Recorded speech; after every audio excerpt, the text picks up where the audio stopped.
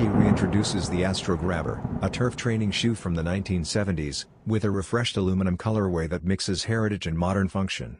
The design highlights a gray-blue base paired with soft yellow accents, preserving the classic silhouette and textured sole while adding breathable mesh and supportive suede uppers. This balance of retro charm and contemporary updates delivers both durability and style. Subtle branding on the tongue and heel reinforces its vintage identity, while a lightweight construction adapts to everyday wear. More than nostalgia, the Astrograbber reflects Nike's innovative spirit by blending history with present-day comfort and versatility. Set to release on August 26 for $135 via Nike.com and select retailers, the sneaker captures timeless aesthetics while speaking to new generations. Heritage reimagined, the Astrograbber stands as a bridge between past design and modern sneaker culture,